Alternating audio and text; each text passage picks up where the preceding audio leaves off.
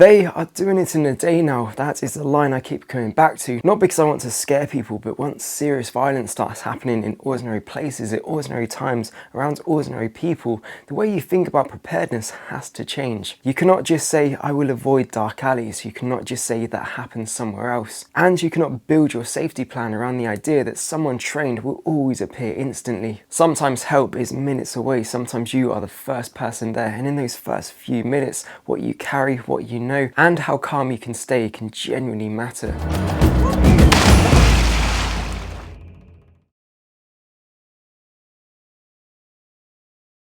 Welcome back to Charlie Survival. If you're new here, subscribe and comment below. Do you carry a first aid kit with you every day? This is not a weapon video. I'm not telling you to carry anything illegal, walk around paranoid, or go out looking for trouble. I am talking about carrying the kit and learning the skills that could help keep someone alive until professional help arrives. Because I've changed what I carry. I now carry a bleed kit everywhere. And when I say everywhere, I mean everywhere. Even when I'm out on the road bike trying to keep everything lightweight and minimal, I still take it. I clip it to the back of my saddle because I'd rather carry that small amount of extra weight than be standing beside a serious cycling crash with nothing useful in my hands. The reason I carry this particular kit started during my FREC-free training. The paramedic teaching us had a MERE IFAK sitting on his desk. I noticed it and asked him to show me what was inside. He opened it up and honestly I was impressed. The layout made sense, the quality felt proper, everything had its place. It did not feel like a cheap pouch filled with random items. It felt designed for real emergencies where speed and simplicity generally matter. That is what stood out to me because ease of use matters. In a real emergency you might be on a pavement, beach, roadside, trail or miles into the countryside with poor phone signal. So after seeing that kit on that paramedic's desk, I reached out to MERE myself. They later sent me their Tactical IFAK Advanced, and I want to be transparent about that. I've managed to get a discount code Charlie10 for 10% off this specific kit, so if you want to get your hands on it, click the link in the description. But this video is bigger than the product. It is about a change in how I now see preparedness. For years, preparedness for me meant food, water, torches, radio, power banks, camping stoves, and having a plan for a blackout. All of that still matters, but preparedness in the UK now also has to include public safety, first aid, severe bleeding, and those first few minutes before an ambulance arrives. Because severe, rapid blood loss can kill within minutes. That is not drama. That is why major bleeding is treated as a genuine life-threatening emergency. Blood carries oxygen around your body. Your brain needs it, your heart needs it, every organ needs it. So if someone is losing large amounts of blood, they are losing the very thing their body needs to stay alive.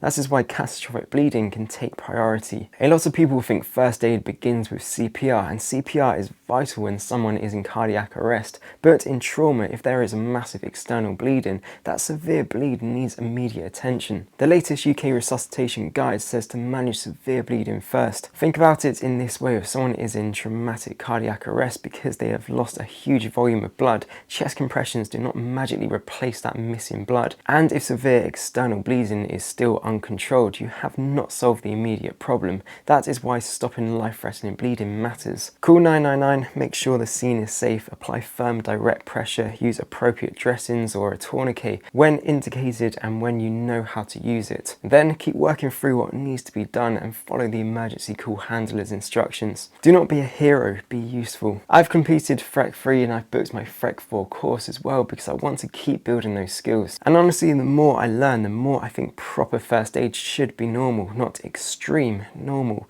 I think it should be taught properly in schools, not as a token lesson that everyone forgets 6 months later. People should leave school knowing how to call 999 clearly, recognise catastrophic bleeding, apply firm pressure, do CPR, use an AED, keep someone warm, manage panic, and be useful until professional help arrives. Some countries already make first aid training part of getting a driving licence, and that makes complete sense to me. If you're old enough to drive, cycle, travel, use tools or attend public events, you are old enough to come across an emergency. This is where I think the UK has become too passive, not soft as in kind. Kindness is good, I mean passive. Everyone assumes someone else will call, step in, know what to do or have the kit. But what if there is no someone else? What if you are the closest person? That is the uncomfortable question, and it's why this kit comes with me. Inside this MERE Tactical IFAK Advanced, there is an MERE solo pouch, C-Locks rapid gauze or or a applicator option, a cat tourniquet, compressed gauze, an emergency bandage, vented chest seal, saline pods, forceps, trauma shears, a foil blanket, gloves, an emergency signal stick, a large dressing, a marker pen,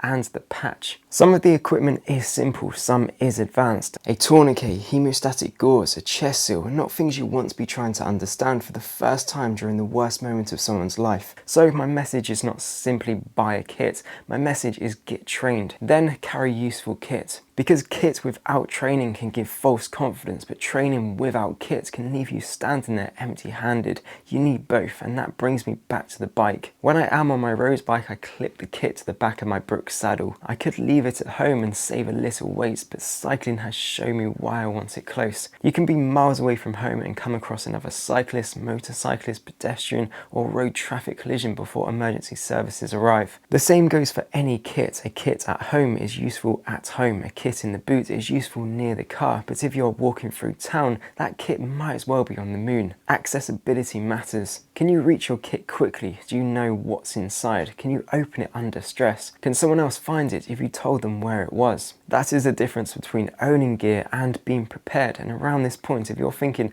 I need to sort out my own setup, I put together a Charlie Survival Amazon kit list with practical gear ideas worth considering. Use it as a starting point, not a shopping command. I also have my free blackout checklist in the pinned comment. That is the easiest next step if you're new to preparedness and want something practical you can download today. And for people who want the full UK specific step-by-step system, I have the UK Crisis Readiness System. There are now nearly 80 active members inside, and the feedback has been really positive because it's helping people get their preparedness in order. But whatever route you take, the principle is the same. Stop being passive, because a bleed kit is not only for violence, but serious bleeding can come from a road traffic collision, cycling crash, farm injury, power tool incident, bad fall, broken glass, animal attack, beach accident, or an ordinary day that suddenly goes wrong. Preparedness is not about predicting the exact emergency, it's about having useful options when life does something you did not expect. And I do not want this video to leave you feeling scared, I want it to leave you feeling capable. That is a huge difference. Fear makes you freeze, preparedness gives you a job, and in an emergency, having a job matters.